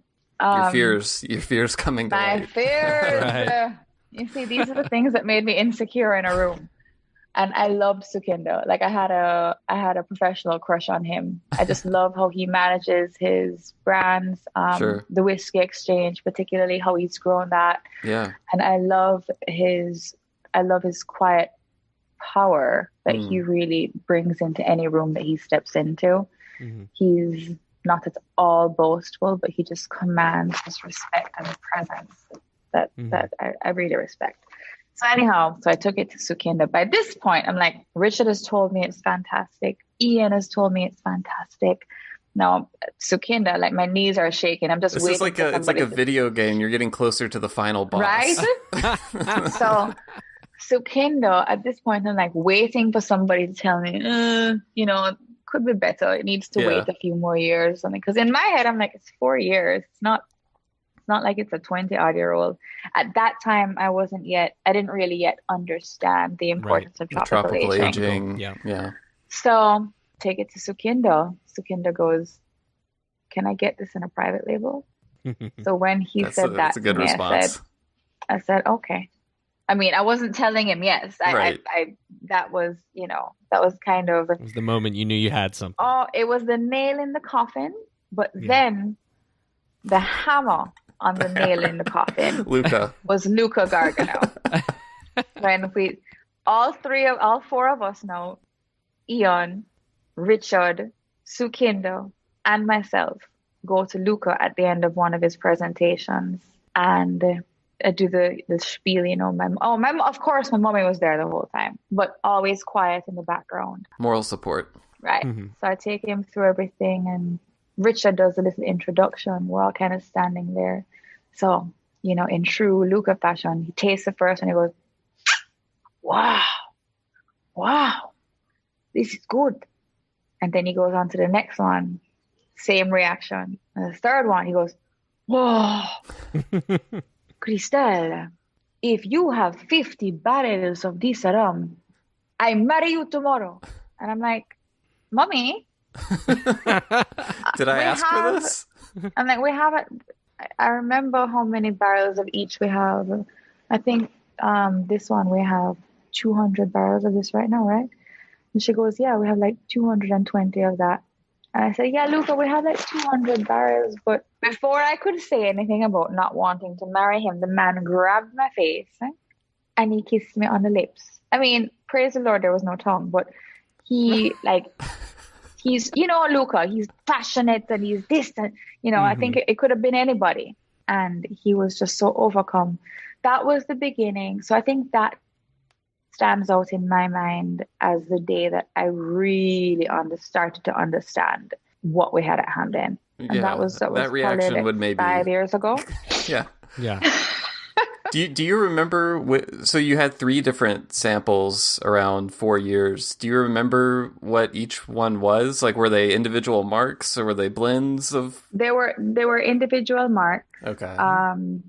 For this show, I don't remember exactly what they were because, I mean, I don't remember. I could probably look back in my emails because I would have had to have emailed the distillery manager at the time and tell him exactly what I wanted to be put in some flasks and sent to Kingston for my mother to take on a plane. Okay. Like, that's how it would have worked. So I'll do I'll go back into my emails. It would be fun to know which specific mark elicited the marriage proposal. I think it might have been LROK. Okay. I think it might have been LROK. Oh gosh, I say L Rock all the time. Is that just me? I know. No, it's Luca. Luca is the one who has done the L Rock. Okay. He has made L Rock the name of the mark, which is fine, and Doc. Yeah, I was going to say, people have different ways of saying, I say DOK, I say L Rock. It's DOK because it's actually the acronym for Dermot Owen Kelly, who was the distiller at the distillery at one point in time. LFCH is Lawrence Francis Close Hussey. That's my late grandfather. So LFCH is a mark that we created when we took over over ownership. All the others were OWH. So the two lowest ester marks are the 2 that we created when we took over, which was OWH after my late great grandfather, Outram Warmald Hussey, and LFCH, which was my now late grandfather, Lawrence Francis Close Hussey. All of the other marks we inherited. Why isn't there a CH yet? There's a C Diamond H. C Diamond H. But it's not. The diamond is the ring diamond that Luca was going to use. It's not me. There is a C Diamond H, but it is not. I think it's Continental. I don't know what the reasoning would have been behind that, but Continental High. No, we like Christelle Harris better. Right. Thank you. We think C Diamond H, clearly. I'll create my own mark one of these days, and it's going to be CRH. I don't really like how the R fits in, but that's my middle name. We can work on it. We'll get there. CRH. There you go. We'll figure it out. So, Christelle, fast forwarding a little bit more to the present. Of course. I do recall hearing about some expansions to the distillery recently, including, I think, a new aging facility. And I was wondering if you had any information, can give us a little bit of an update on that. And is the intention there just purely to scale up capacity, or are there more you can say about future plans for why that's happening? Yeah, no. Well, I think it's twofold. But in regards to all the infrastructural improvements we've made. So we've put in 2 new pot stills. One of our existing pot stills was decommissioned in order to place the pot stills where we needed to, the new ones. And that one that's currently decommissioned is soon going to be recommissioned. So the purchase and installation of the new pot stills, the building and implementation and filling, well, we haven't filled it yet, but beginning to fill, of the new aging warehouse, the implementation of a microturbine, the conversion from bunker C oil to LNG, which we're now currently using for our energy. All of these are infrastructural upgrades that had two driving forces. One of them was distillery efficiency, obviously. And the second one is to be able to increase our capacity to keep up with for Hampden Estate rum. Yes, we're still doing Rum Fire. We actually relaunched Rum Fire, the original Rum Fire, not the rebranded one. The rebranded one is now gone. So if anybody can actually get their hands on any product, I know the 70 CL had sold out long ago, but I think there's some 35 CLs of the Rum Fire Velvet for Europe and the UK still lying around. Collector's items. They're now collector's items because they will never be made again, for sure. I thought you were going to say you wanted them all to come back to you. Like, bring those back. No, and you know, can I tell you a funny thing? There was some product, because I had a container that was coming to Jamaica and it wasn't filled. There was some product that I had taken directly from the inbound warehouse in the UK and brought to Jamaica. And everybody in Jamaica went crazy over it. They wanted me to bury Rum Fire, the original, and rebrand using the Rum Fire Velvet branding. And it's because the bottle is something that we don't have in Jamaica, because we don't have a glass factory in Jamaica. And to import those specialty bottles is too expensive. Interesting. So everybody in Jamaica loved it. Anyway, but no, it's too expensive to bring back, and I'm not focusing on that right now. I'm like, I have a building to build. I'm not interested in bringing Rum Fire Velvet. That's right. What's left of it back to Jamaica. So we just recently relaunched Rum Fire, the original, in Europe. So we're still keeping that brand alive, but we're definitely looking to keep up with our projected demand for Hampden Estate. So that's the 8-year-old that we currently have out, the overproof, and our limited edition blends that we do every year now. The first was the Great House Distillery Edition 2019. Yes. The second is the 2020, which I've heard is fantastic. I tasted it before it was released. I have not tasted it since because I haven't been drinking, but I plan on changing that maybe today. Why not right now? Just go grab the bottle now. There you go. We can do. I actually have it on the way to me today. It's scheduled to arrive at my house today. Will, I'm sorry, but I'm looking forward to trying it later today. So just flaunting all this in my face. Before we got on, didn't you say you're getting the El Rock shipped? I have to you both too? in the same shipment. I have the El Rock unaged Velier bottling and the Great House 2020. So yes, I am super psyched for that. So you lucky bastard. It's a Hampden day here at my house. But yeah, I'm sorry, Will. It's okay. Will. It's okay. I know that there's a new local rum group here that is having ongoing conversations with Kate Perry about getting some more Hampton, some more Velier here. So lovely. The winds of change are blowing here in the Middle Tennessee rum desert area. So it's all good. So you mentioned the Great House when we were talking about it, which is, I've heard so many good things. I can't wait to try it today. It seems to be selling out everywhere. It hits shelves. And I was just wondering, where did that idea come out of, and how did that come about initially? And then how does this year's release differ in terms of some of the specs from last year's? And is that going to be continued as just a vintage every year of the Great House? Yeah, so I wanted to create something that was exclusive to the distillery that you could only get at the distillery. Sounds like those plans have changed. Those plans changed slightly because Mr. Luca Gargano tasted the blend and he said, Christelle, you must give some to Luca.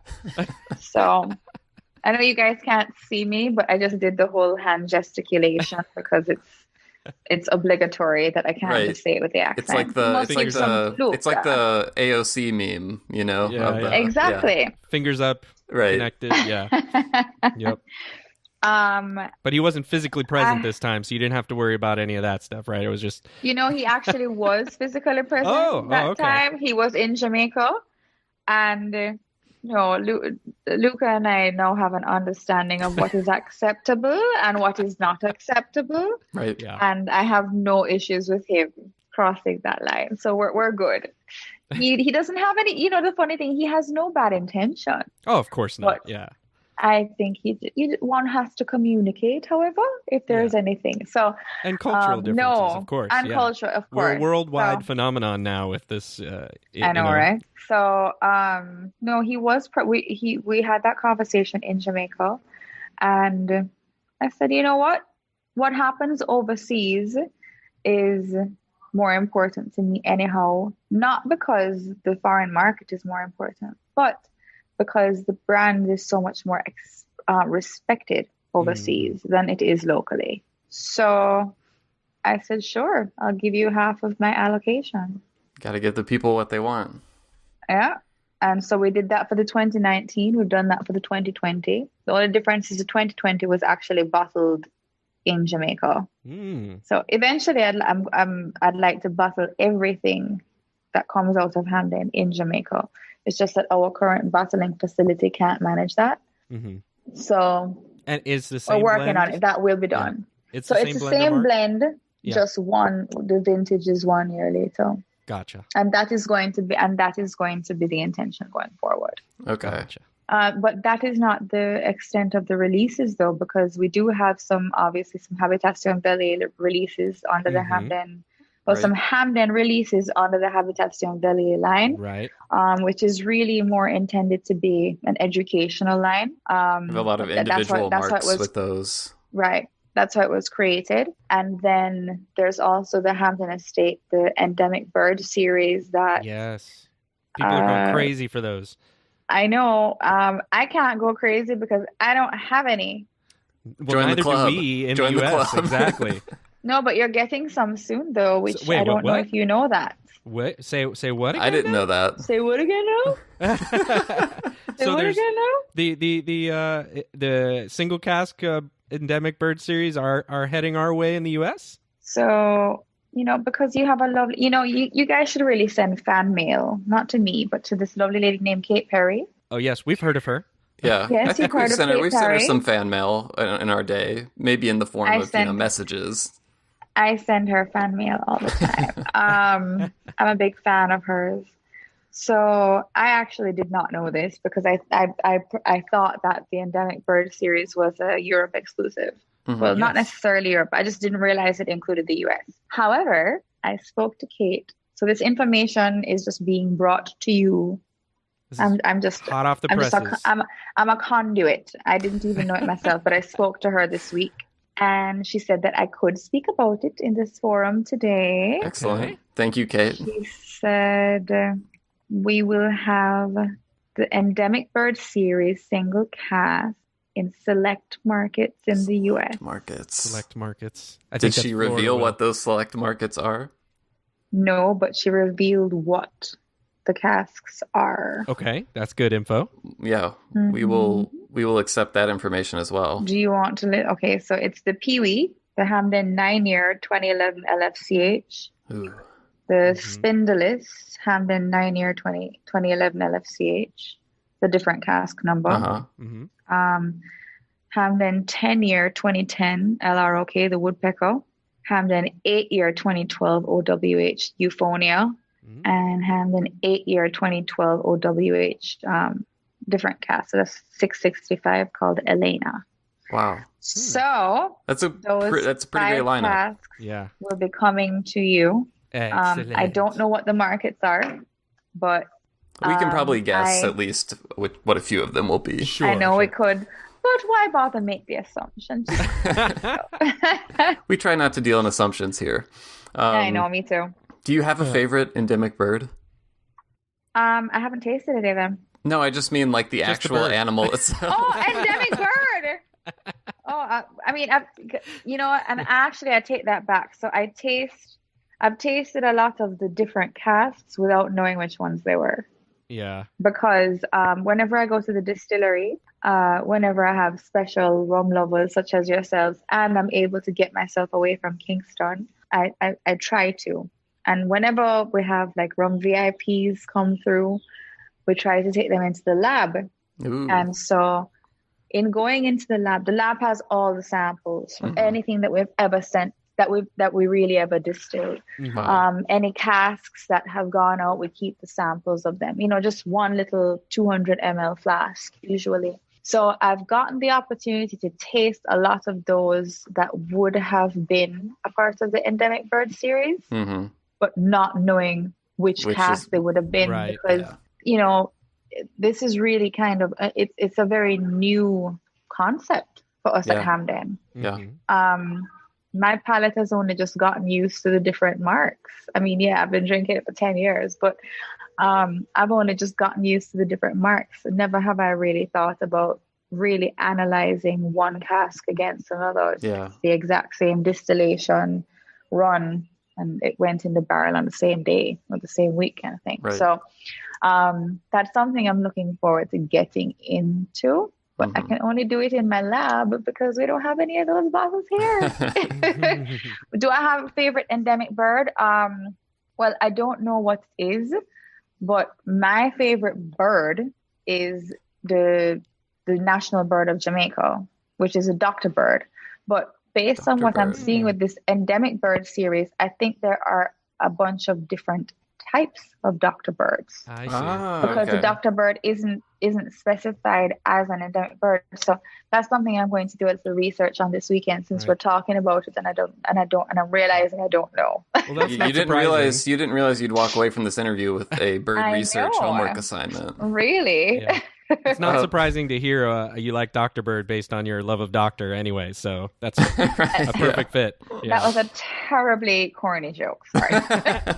Thank you for calling him out on that. Sometimes I'm alone and having to call out these corny jokes, but yes. No, I'm on your side, Will. I appreciate the support. On the notion, we talked about all these releases coming from the Hampden brand, and we've touched on the fact that Hampden rum was being made and sold to Europe in bulk for so many years, but it's only recently that there's been a Hampden branded product, rum being aged there in Jamaica and sold under the Hampden brand. And I was wondering, just interested in, has having its own branded rums impacted anything like at the distillery itself in terms of the people working at the distillery? When you're able to see something that you're making, then having the place's name on it, like, I don't know, it seems like that would be a nice feeling. I'm just curious if you feel like that's had an impact on anything about the way distillers look at production or anything like that. Has it had any kind of effect? Yes, but I think that a big part of it is still missing because they're not seeing the local market demand it at all. The local market is still very much driven by the big boys. Yes. And playing that space is very expensive. Mm-hmm. For me, it's not worth it.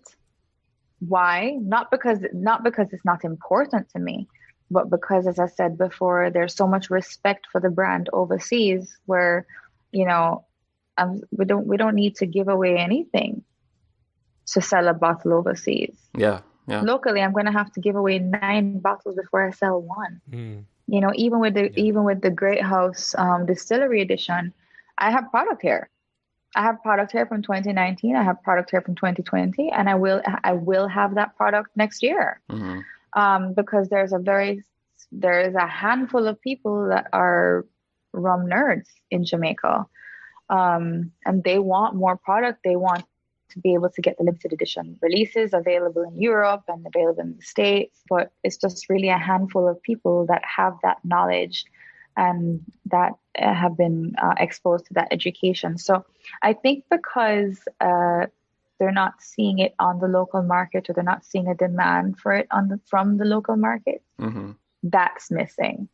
But of course, they're seeing new products going out and they're feeling good about the fact that there's demand. It's without a doubt that they see the infrastructural upgrades and the to be able to keep up with the demand. Of course, they feel good about that because they know they're a part of something that's bigger than what's tangible here. That being said, a lot of the people that work at the distillery have never gone overseas. Yeah.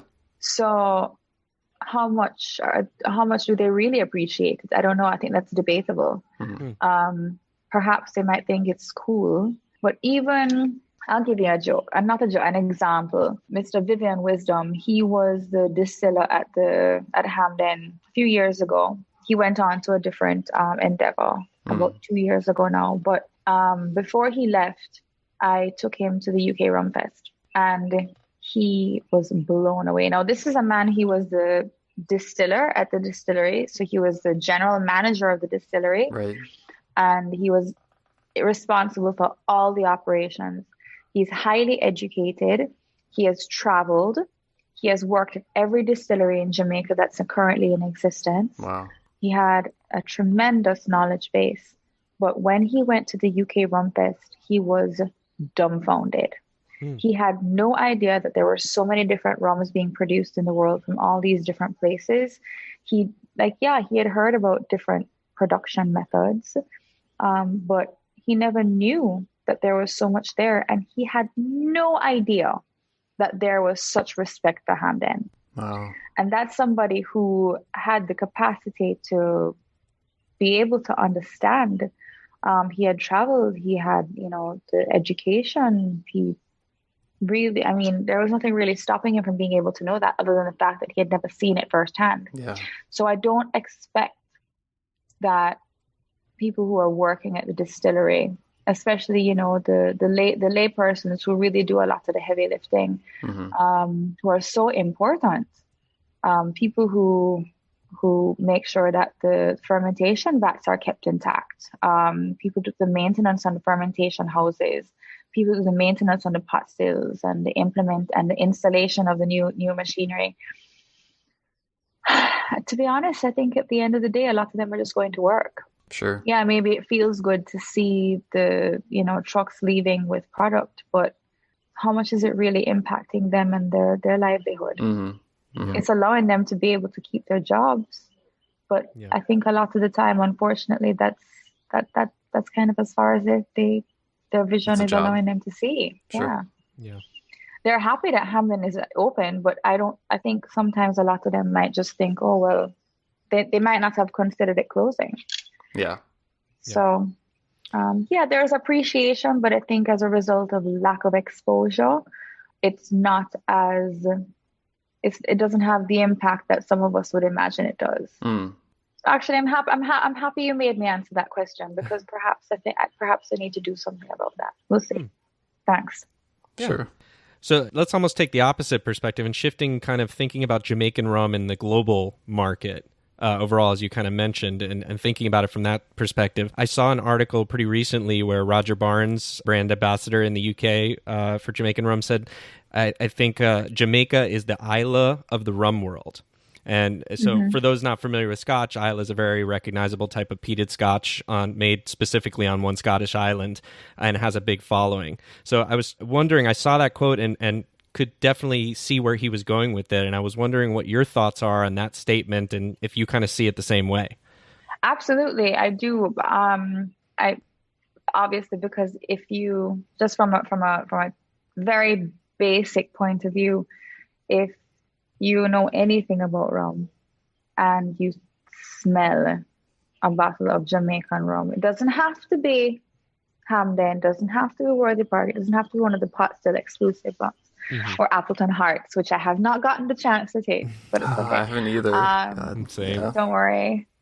You and I are in the same boat, darling. I know, yeah. How are you as left out on this as I am? Of course, I haven't been to the Hampton lab yet either, so you're ahead of me there.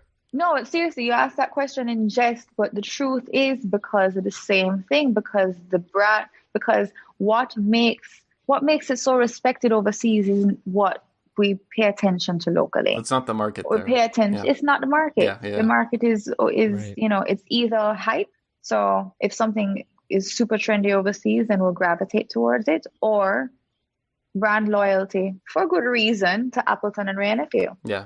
And they're not going to see the general public is not going to see the value in spending so much money on something that, well, they can just buy the Appleton 8 or 12 and they're great products. Right. So, sorry. I keep going off on tangents. We love tangents. That's what this is for. Guys, what was I saying? You were talking about the comparison between Jamaican rum and Isla Scotch. Yeah, if you smell it, you know that it's Jamaica. Yes, okay? So you know it's a Jamaica rum regardless of whether it is an unaged column still or if it's a 8, 10, 12, 20 year tropical aged pot still or there's anything in between. There's a signature. Now, there's that. But we could also take the statement from a different perspective.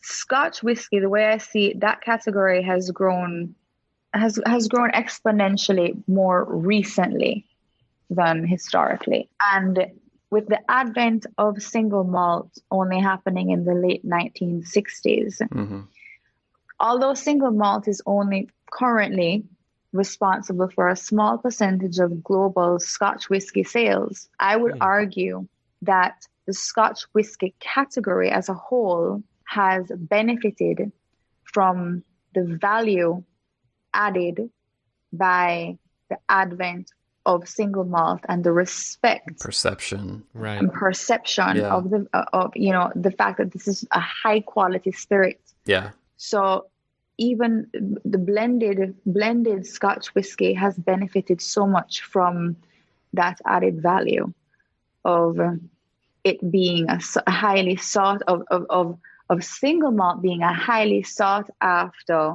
rare, more highly valued product.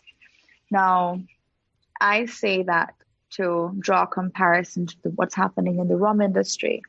Although pot still rum has been around forever, I think that the rum category has somehow not been so lucky, because there have been so many different because of the categorization issues. What is called rum in one geographic region compared to another. There's been consumer confusion, I think, because there's so much diversity within the rum industry that I think the consumer has not been given the opportunity to really be able to understand how to value rum. Yeah.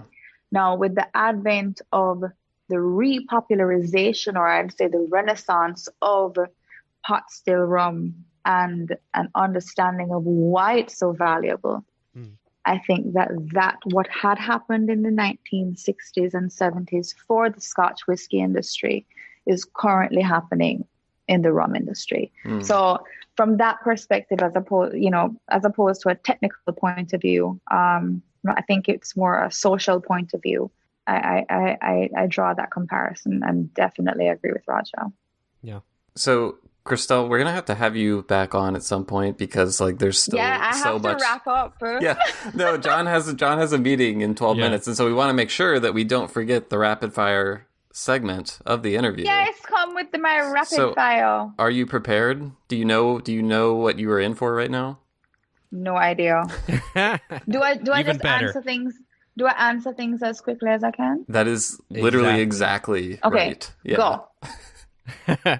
So we'll put 60 seconds on the clock. We're going to give you 60 seconds worth. We're going to try to get to as many of these as possible through your quick answers. And Will, I'm the timekeeper. Seconds. Yeah, Will's the timekeeper. Wait, were you saying your grandfather was a timekeeper?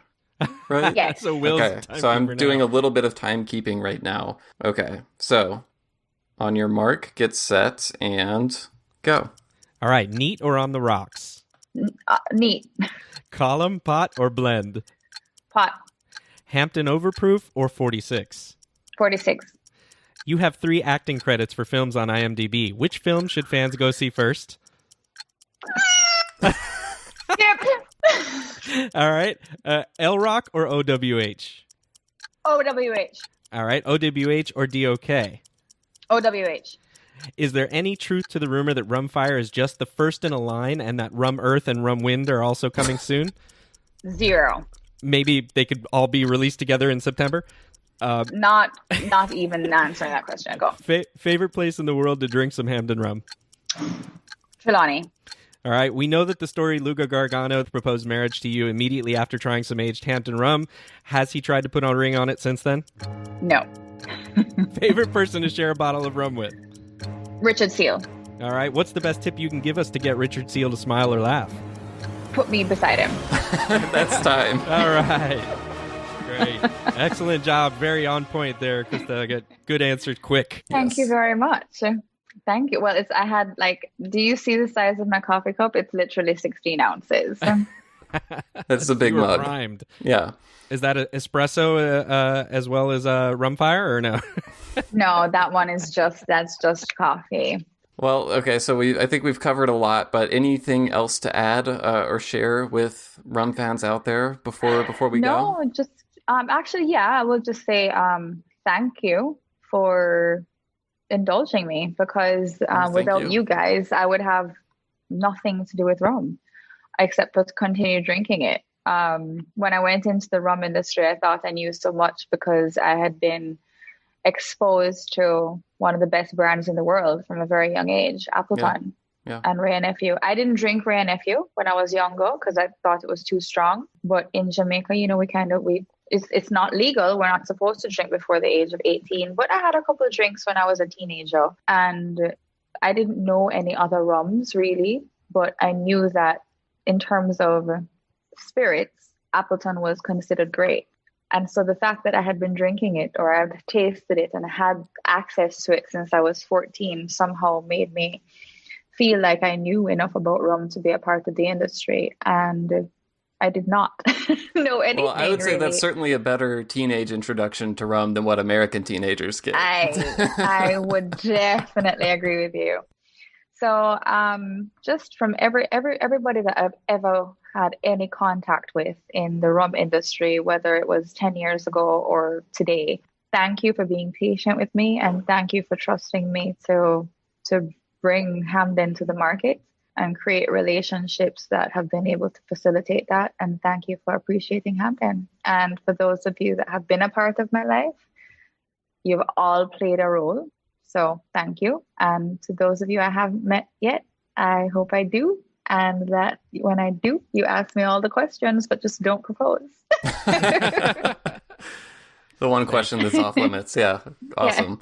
Yeah. Thank you, Christelle. This is really great. And thank you for, getting Hampden into the hands of more people out there. Mm-hmm. We all owe thanks to you and your family for that. So we appreciate it.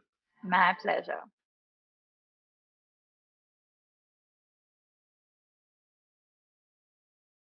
All right, everyone. Thank you so much for listening in on our conversation with Christelle Harris. Definitely keep an eye out for those releases that she mentioned. I know John and I will be doing the same. If you have any questions related to the episode, feel free to hit us up on social media at Rumcast on Instagram and Facebook. And you can always email us as well, host@rumcast.com. That's HOST@rumcast.com. Let us know what you think about the episodes. Let us know what you want to hear more of, and we will do our best to make that happen. John, anything to add before we go? No, thanks so much for listening, and we can't wait to get to these. We've got some really great episodes coming up. I think I always say that now, but it's because it's true. Yeah. And we are always excited about those next guests. We're stacking them up these days. Boom. It's going awesome, and we can't wait to get to those and get that info and fun conversations to you all. Thank you so much for taking this ride with us, and we look forward to seeing you next time. Yep. Talk to you then.